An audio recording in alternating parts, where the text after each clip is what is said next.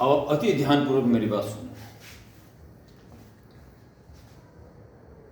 Light को Huygens ने यह कहा कि वेव की तरह चलती है। वेव फ्रंट का सहारा लिया। आपको बड़ा अजीब सा लगा कि ये क्या है, परंतु जब आपने देखा कि कॉन्वेक्स लेंस ने कैसे वेव फ्रंट को ध्यान में रखते हुए कन्वर्ज कर दिया, कॉनकेव ने कैसे डाइवर्स कर दिया, प्रिज्म ने कैसे बेंड कर दिया, यहां तक कि रिफ्लेक्शन कैसे हुआ और उसके लॉ को भी प्रूफ कर दिया। रिफ्रैक्शन कैसे हुआ उसके लॉ को भी प्रूफ कर दिया। इतनी घटना घटने के बाद अब तो आपका मन करता होगा कि हां यार, हाइगेंस कह तो ठीक ही रहा है, मान लेना चाहिए कि वेव के रूप में ही चलती है लाइट। क्या विचार है आपका?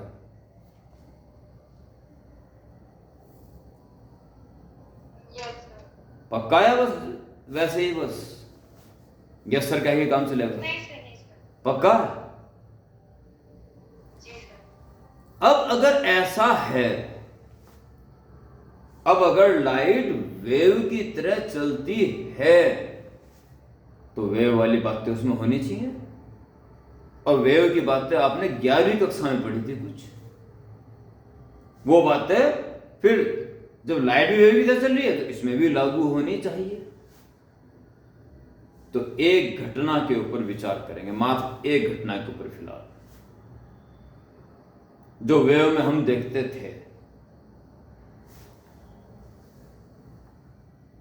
अगर वेव में वो घटना हमने 11वीं कक्षा में देखी और अब 12वीं में हम पढ़ रहे हैं कि लाइट भी वेव ही है, तो वो घटना लाइट में भी देखी जानी जरूरी है। और अगर देखी गई तो फिर हाइगेंस और मजबूत हो जाता है कि हां, लाइट वेव के रूप में ही चलती है। कौन सी घटना के ऊपर विचार करेंगे 11वीं कक्षा की? सुने ढंग से, बिल्कुल हाई कंसंट्रेसी के साथ।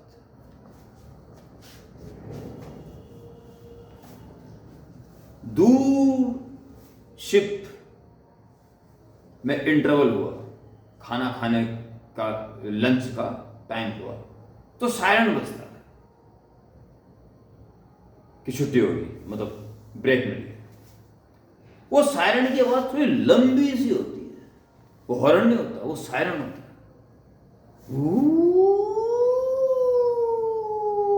ऐसे इस टाइप की लंबी। क्यों होता था ऐसा? 11वीं कक्षा में आपने पढ़ा था। क्यों होता है ऐसा? ऐसा इसलिए होता है, ये शिप है, ये वर्कर काम कर रहे हैं,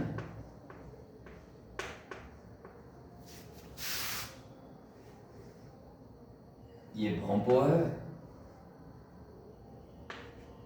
साउंड निकलेगी और ये लंबी साउंड निकलेगी, काफी देर तक बजती रही, लंबी लंबी बजती रही, 1 मिनट तक या 30 सेकंड तक। क्यों बजी ऐसे? लंबा टाइम ड्यूरेशन क्यों रखा उसका? वो इसलिए रखा कि एक वेव तो सीधी बाई एयर इनके कानों तक पहुंच जाएगी, ठीक है, और दूसरा बहुत बड़ा शिप है,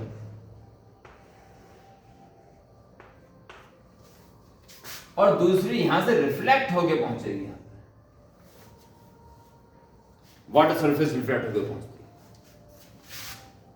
ये जल्दी पहुंच जाएगी, ये थोड़ा लेट पहुंचेगी, रास्ता लंबा है, क्योंकि स्पीड एक ही होती है वेव की। ये लंबा रास्ता तय करे पहुंच, कुछ देर बाद पहुंचेगी। तो इसके और इसके पहुंचने में अगर डिस्टेंस का डिफरेंस λ/2 हो गया, बता था ना,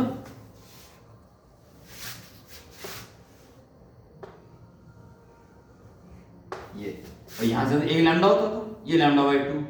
अगर दूसरी वेव यहां से शुरू करते हैं तो हमेशा एक दूसरे को कैंसिल करती रहेगी और कोई भी साउंड वहां नहीं पहुंचेगा। कैंसिल है, एक वेव पार्टिकल इधर हिलाएगी, दूसरी उल्टा हिलाएगी इधर, तो रिजल्टेंट 0 रहेगा और उस समय वो साइलेंट की आवाज इनको नहीं सुनाई देगी, कैंसिल होगी। इसलिए वो देर तक बजता रहता है क्योंकि शिप मूवमेंट में है। जब मोशन में है तो इस पाथ और इस पाथ में डिफरेंस जैसे λ/2 से डिस्टर्ब होगा, फिर कैंसिलेशन बंद हो जाएगा, फिर आवाज वहां पहुंचनी शुरू हो जाएगी। क्योंकि ये अगर शुरुआत एक लैम्डा से शुरू होती यहां से तो सेम फेस में मिलेंगी, सपोर्ट करेंगे दूसरे की और आराम से आवाज में सुनाई देगी। ये वेव का कैरेक्टरिस्टिक्स है कि जहां में सेम फेस मिलती हैं वहां साउंड बहुत ज्यादा हो जाता है और जहां ओबियस के साथ मिलती हैं वहां साउंड कैंसिल या मिनिमम हो जाता है। ये वेव का नेचर है, वेव का कैरेक्टरिस्टिक्स है। था 11th में, है तो भी 11th में आपने पढ़ा था इंटरफ्रेंस। तो ये घटना आज 12th क्लास में जब अगर ये पता चलेगी लाइट वेव की तरह चलती है तो इसमें भी होना चाहिए। बस अंतर ये है कि इसकी वेवलेंथ, साउंड की वेवलेंथ होती है 1 मीटर के आसपास की, परंतु लाइट की वेवलेंथ होती है बहुत छोटी, जिसे एंगस्ट्रॉम में नापा जाता है। ठीक है, विप ग्योर की बात करें तो 4000 एंगस्ट्रॉम से 4000 एंगस्ट्रॉम टू 8000 एंगस्ट्रॉम के बीच में ये वेवलेंथ होती है इनकी विजिबल लाइट की। तो इस कारण इसका तो रिफ्लेक्शन हो गया इससे आराम से और ओपोजिट फेस में सेम फेस मिलना हो गया, परंतु लाइट के लिए बहुत ही छोटे छोटे पार्टिकल्स, बहुत ही स्मॉल पिन होल, बहुत ही शार्प एज, इनकी जरूरत पड़ती है कि वेवलेंथ बहुत कम इनकी है। इसके लिए कि ऐसा गुण लाइट में भी दिखाई दे, इसके लिए एक महान एक्सपेरिमेंट किया गया, Young's double slit experiment, very important in 12th physics and also for board exam, very important.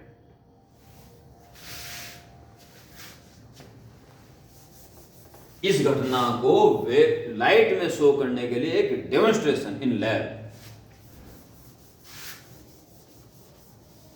जो मैंने आपको वीडियो भेज दी है, इसमें पूरा डिटेल में बता के लिखवाया गया है, नोट्स बनेंगे बहुत प्यारे, तो बड़ा इंपॉर्टेंट है और थोड़ा सा क्रिएटिव भी है। ठीक है, जो डायग्राम बनेगा बड़े मन से बनाना, साफ सुथरा एकदम।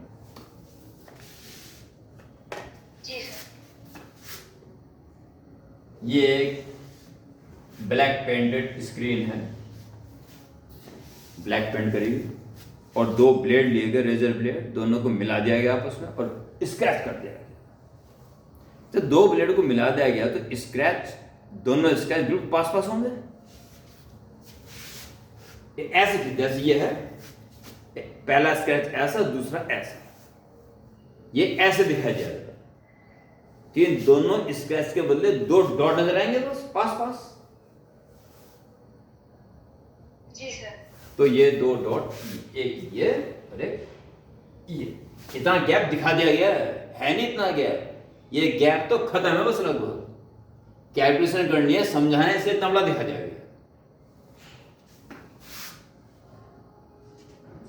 एक और लिया गई है और उसमें एक ऐसा स्केच मारा है जो इन दोनों से इक्विडिस्टेंट पर हो,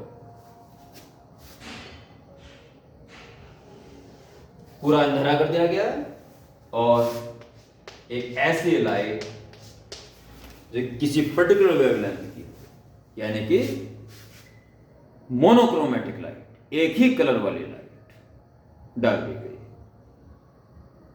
जब ये लाइट आ रही है और ये एक स्क्रैच है, तो जरा बताना जरा, जब लाइट आ रही है और इस स्क्रैच पर पड़ेगी तो ये सारे मॉलिक्यूल्स एक लाइन में हुए ना स्क्रैच के, एक लाइन होगी, लाइन के अंदर मॉलिक्यूल्स हुए। जब वे वाइब्रेट करेंगे हाइगेंस के अकॉर्डिंग तो नया वेव फ्रंट बनेगा। जी सर। तो वो वेव फ्रंट किस रूप में इधर से निकलेगा? स्क्रैच है, स्क्रैच के सारे पार्टिकल्स वाइब्रेट हो चुके हैं, तो कैसा वेव फ्रंट बन के बाहर निकला है इधर से? अगर पॉइंट वाइब्रेट करता है तो स्फेरिकल वेव फ्रंट बनते हैं। एक लाइन अगर वाइब्रेट करती है तो सिलिंड्रिकल वेव फ्रंट फूलते चले जाते हैं। और एक अगर प्लेन के सारे पॉइंट वाइब्रेट करते हैं तो उसी प्लेन के पैरेलल बहुत सारे प्लेन के रूप में वेव फ्रंट बनते चले जाते हैं। यहाँ पे लाइन है, इसका ऐसा मतलब लाइन के सारे मॉलिक्यूल्स जब इल्यूमिनेट होंगे, वाइब्रेट करेंगे तो सिलिंड्रिकल वेव फ्रंट आगे बढ़ेगा। सिलिंड्रिकल वेव फ्रंट का क्रॉस सेक्शन पार्ट दिखाई दे रहा है ये, इसी फिल्माने की गलती मत करना। ये सिलेंडर का फ्रंट पार्ट, ये लंबा लंबा सिलेंडर आया समझ में? यस। तो यहां से जब वेव निकली तो सिलिंड्रिकल रूप में निकली। ये फिर डॉट डॉट शो कर दीजिए। अगर आप इसको ट्रफ कह रहे हो तो इसको क्रिस्ट कह रहे हो तो इसको ट्रफ कह दीजिए। ये फिर ये फिर ये फिर ये डायग्राम बने बड़ा प्यार से, बड़े कंसंट्रेशन डायग्राम को पहले समझना वीडियो में जैसे मैंने भेजी आपको, और तब इत्मीनान से बनाना इस डायग्राम को, बड़ा इंपॉर्टेंट है। और ये स्क्रीन,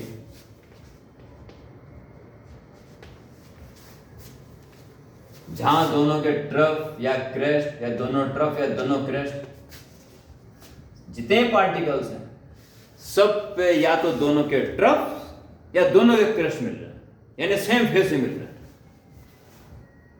यानी बहुत तेज आवाज सुनाई देती 11वीं में, वहां साउंड था, या लाइट है 11th में सुनाई देता था क्योंकि साउंड था, यहां दिखाई देगा क्योंकि लाइट है। हाई इंटेंसिटी दिखाई देगी जहां सेम फेस से मिल गया, हाई इंटेंसिटी, लंबी की लंबी एक ब्राइट पट्टी, ब्राइट बैंड नजर आएगी यहां पे। ये अगर मैं ऐसे दिखाऊं, ऐसी पट्टी दिखाई देगी लंबी की लंबी। परंतु ये देखो, ये इसका क्रेस्ट है और इसका ट्रफ है, यानी एक का क्रेस्ट दूसरे का ट्रफ, तो ओबिट फेस से मिल गया। वहां के पार्टिकल वाइब्रेट करना बंद कर देंगे, वहां कोई लाइट नहीं पहुंचेगी। और इसकी बात करें तो यहां पे यानी इसके बगल में ब्लैक बैंड बन जाएगी, जिसे बोलते हैं डार्क फ्रिंज, इसको ब्राइट फ्रिंज, इन पट्टियों का नाम है फ्रिंज। तो ऐसा ऐसा